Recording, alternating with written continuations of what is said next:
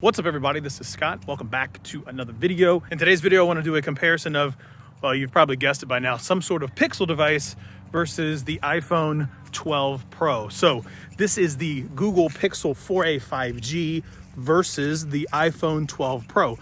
What you're seeing right here is actually the iPhone 12 Pro 4K 60 frames a second on the front facing camera, and the Pixel, much like every other Pixel that's out there in today's day and age, is 1080p 30 frames a second on the front facing camera. Stabilization out of both is basically what you see is what you get, as well as the microphones are everything that you see and hear here as well. Some of the key differences, let's talk about the price perspective.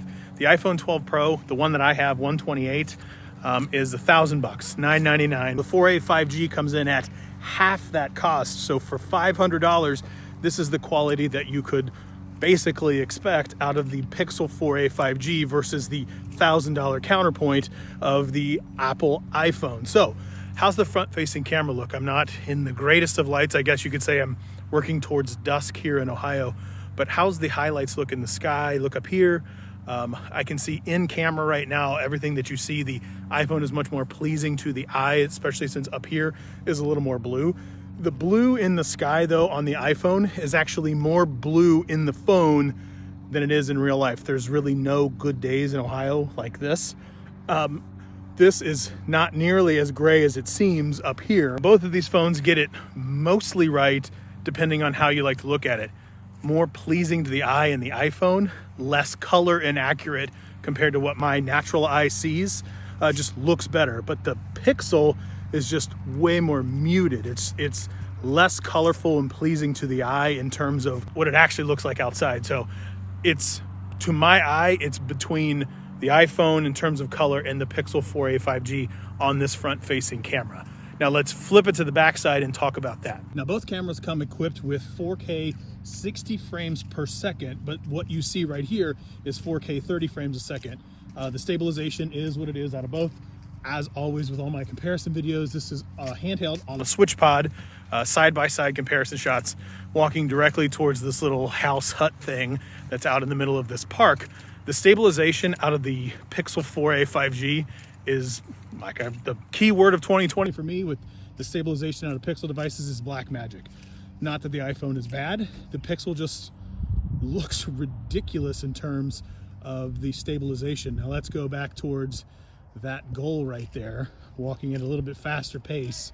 And again, the stabilization doesn't look bad. 4K 30 frames a second out of the iPhone.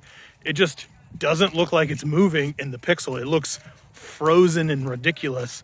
Super happy with the stabilization that comes out of the 4a 5G. Now let's flip it to 4K 60 and see what that looks like. This is 4K 60 frames a second out of both of these. I'm gonna walk directly towards this flag that's right here in the middle of this field. And honestly, you can see that again, the Pixel looks phenomenal. The iPhone is no slouch either.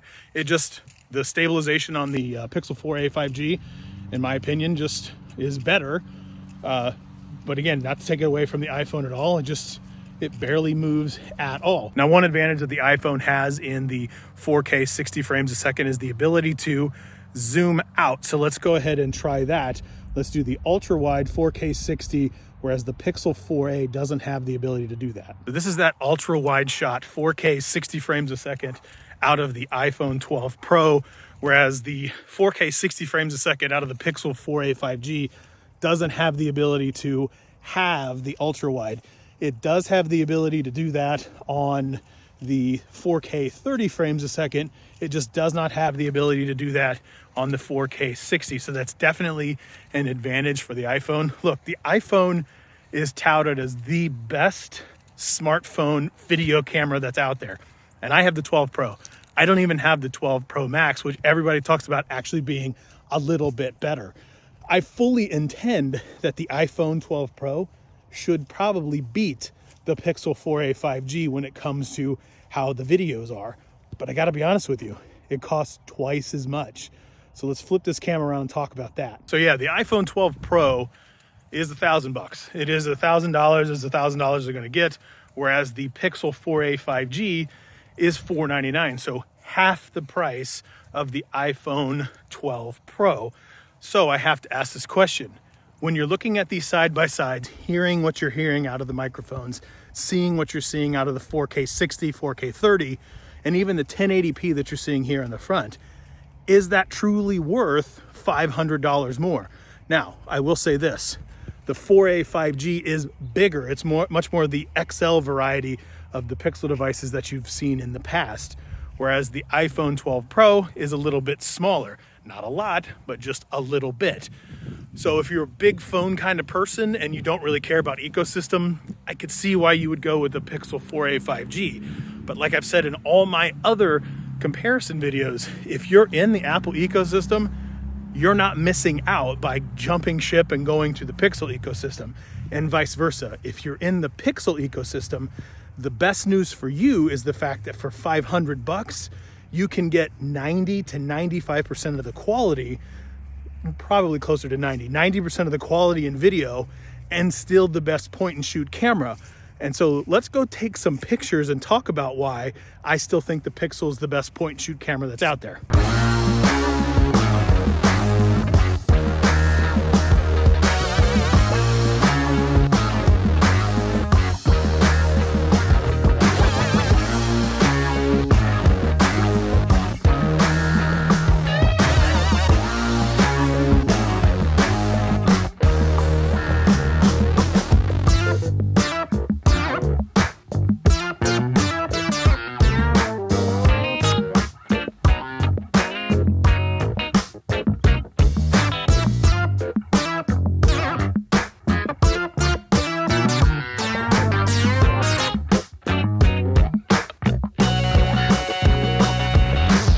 So now that you've looked at some of the shots, I actually believe the shot with me specifically in the park, I thought the iPhone did a better job. They missed the spot up in the hair up with the Pixel 4a 5G, but pretty much everything else was mostly my preference in terms of the way that the Pixel looked when shooting those shots. One thing about the iPhone 12 Pro, I still have trust issues when it comes to that portrait mode. That one shot where I had to get that little red bud looking thing on the tree, I had to stand there and take that portrait shot 3 times because I kept saying, move forward, move backwards, move forward, move backwards.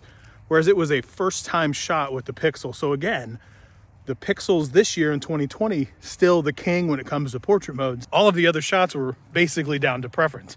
Do you prefer the warmer colors and things, the more yellowish and warm type feel in the iPhone? Or do you prefer the colder, more contrasty photos that you're getting with the Pixel device? Most point and shoots, 50-50 basically preference. Portrait for me, I like the way that the Pixel really did well. Again, that one shot that missed with me, but it was just a little bit of retouch up in my hair and it was pretty much perfect. And it's mostly because my hair is the same color of the branches that were behind me. Does that justify spending $500 more? And at the end of the day, this is where it comes down to, if you're gonna get an iPhone, you're gonna get an iPhone. You're not gonna miss anything by going to a Pixel.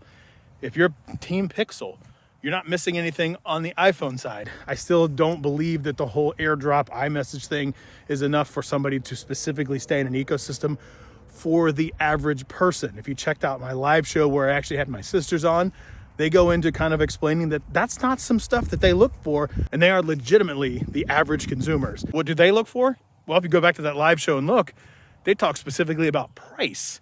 So with that in mind, the 4a 5G at $500 is a heck of a deal because you're getting lots and lots of quality for half the price out of the iPhone 12 Pro. That's it. That's all I have. Thanks for watching. And as always, like, share, subscribe, thumbs up, leave a comment below. We will see you next time.